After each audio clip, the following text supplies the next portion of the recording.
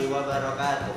Selamat pagi anak-anak semuanya, khususnya anak-anakku SDIT Cendekia dan anak-anakku 4H dari kelas 4. Nah, gimana anak-anak semuanya? Kabar kalian? Semoga di semester kedua ini anak-anak semuanya semakin semangat lagi. Semoga anak-anak semuanya selalu semangat dan selalu dalam lindungan Allah Subhanahu wa taala. Nah, alhamdulillah pada kesempatan kali ini bersama dengan Pak Ihsan kita akan memulai pembelajaran tematik pada pagi hari ini. Sebelum anak-anakku memulai pembelajaran kali ini, alangkah lebih baiknya kita bersama-sama membaca basmalah secara bersama-sama.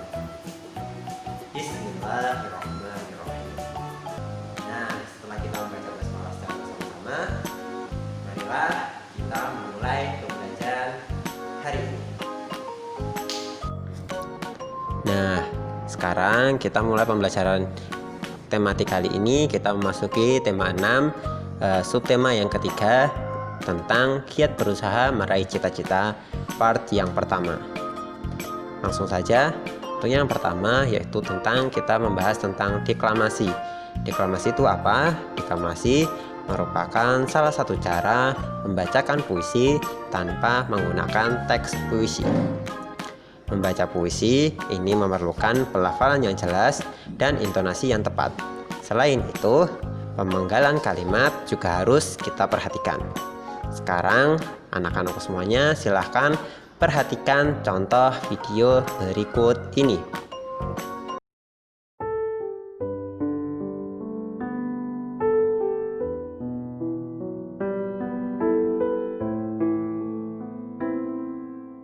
Kami pun rindu.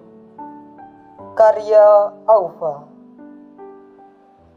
Berbulan-bulan sudah kami belajar di rumah. Kami pun mulai merasa resah dan gundah. Banyak hal yang kini telah berubah. Terbesit kerinduan yang kini semakin membuncah. Rindu. Ya, kami pun teramat sangat rindu. Sama seperti puisi, kerinduan sang guru. Rindu akan canda tawarkan sekolah. Rindu pada guru-guru tercinta yang tak pernah lelah memberi petuah. Rindu akan keriuhan saat menuju masjid ketika akan sholat berjamaah. Rindu untuk kembali belajar bersama demi masa depan yang cerah.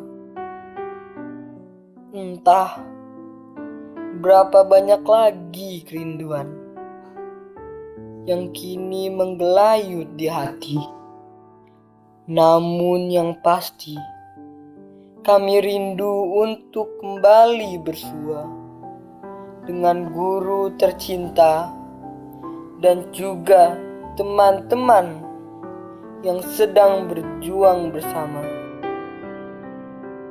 Semoga kerinduan ini segera terobati. Semoga waktu yang terkikis segera terganti. Semoga petuah guru-guru tercinta tetap terpatri dalam relung sanubari tanpa harus melalui media online yang terkadang reconnecting. Pergilah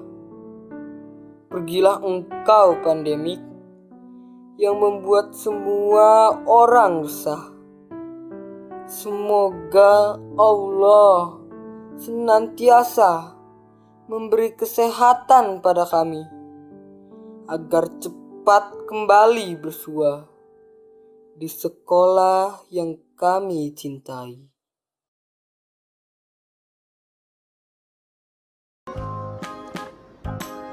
Nah, itu tadi merupakan contoh video gimana menurut anak-anak semuanya tentang video tadi. Sekarang kita lanjut saja ke materi berikutnya. Lanjut, kita membahas tentang sumber daya alam mineral. Sumber daya alam mineral ini merupakan sumber daya alam yang tidak dapat diperbaharui. Sumber daya alam mineral yang dimaksud ini berupa batuan dan bahan tambang. Batuan ini dapat berupa pasir, tanah liat, dan semen. Bahan tambang berupa emas, besi, batu bara, dan minyak bumi. Sumber daya alam hayati merupakan tumbuhan dan hewan yang menjadi sumber pokok makanan manusia atau sumber makanan manusia. Nah, berikut peta persebaran sumber daya alam hayati yang terdiri atas tumbuhan dan hewan yang ada di Indonesia. Peta di atas merupakan atau yang bisa kita namakan disebut dengan peta tematik, yaitu peta yang berisi informasi khusus. Sumber daya alam tumbuhan ini diantaranya tanaman pangan, tanaman industri, dan hutan. Nah, tanaman pangan terdiri atas tanaman padi, palawija, sayuran, dan buah-buahan. Sedangkan tanaman industri ini berupa tanaman tebu, karet, kopi, teh, kelapa sawit, tembakau, dan kopra. Nah, sekarang kita membahas tentang hewan-hewan dan tanaman-tanaman yang ada di hutan. Hewan liar tinggal di hutan, dan tanaman dan taman-taman nasional untuk dilindungi dari kepunahan. Hewan liar itu contohnya ada apa aja yang ada di hutan? Contohnya ada harimau, kera, orangutan, gajah, badak, banteng, anoa, dan masih banyak lagi hewan-hewan liar yang tinggal di hutan.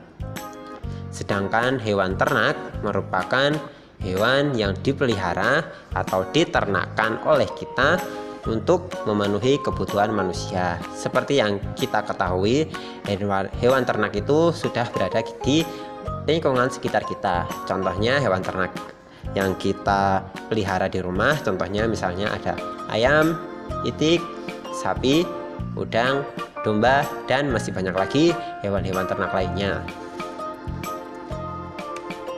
Nah, ini merupakan peta daerah persebaran sumber daya bahan tambang. Barang-barang tambang yang terdapat di wilayah Indonesia itu antara lainnya contohnya ada masih banyak banget, yaitu minyak bumi, batu bara, tembaga, besi, timah, kapur, zodium, asbes, marmer, dan belerang. Nah, banyak sekali usaha yang telah kita lakukan untuk memanfaatkan barang bekas atau tidak terpakai di lingkungan sekitar kita. Nah, banyak sekali barang-barang yang sudah tidak terpakai di lingkungan kita. Nah, salah satunya barang bekas tersebut atau bahan yang tidak terpakai, kita dengan cara mendaur ulang barang-barang tersebut yang berasal dari rumah untuk membuat karya seni rupa. Contohnya, kita mempunyai barang bekas botol. Nah, kita manfaatkan botol tersebut untuk kita daur ulang. Daur ulangnya kita bisa menjadikannya sebagai kotak pensil yang dibuat sedemikian rupa hingga membuat karya seni rupa yang sangat cantik dan bisa dimanfaatkan oleh kita. Nah, kolase, anak-anakku semuanya sudah mengetahui tentang kolase dan anak-anakku juga telah mempraktekannya dan mempelajarinya teknik-teknik kolase. Kolase adalah teknik untuk membuat karya seni rupa 2 dimensi dengan cara memotong dan menempel. Nah, ini contoh kolase yang anak-anakku pernah buat di semester yang lalu. Nah, itu aja anak-anak semuanya pembelajaran kita hari ini. Terima kasih. Nah, itu tadi pembelajaran tematik kali ini. Semoga di pembelajaran kali ini apa yang Pak Isman sampaikan hari ini bermanfaat untuk anak-anakku semuanya. Sebelum kita akhiri, marilah kita akhiri bersama-sama dengan mengucapkan hamdalah, alhamdulillah. Cukup sekian dari Pak Ihsan. Mohon maaf apabila ada salah kata. Assalamualaikum warahmatullahi wabarakatuh.